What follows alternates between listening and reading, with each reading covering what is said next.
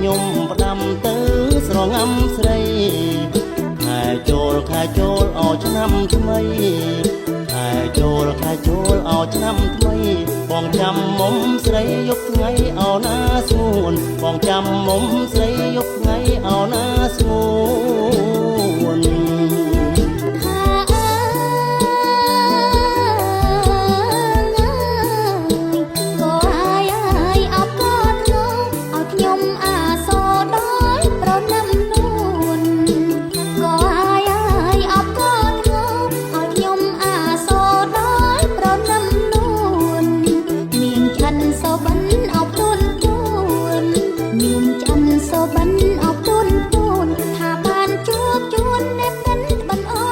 Your child's second family.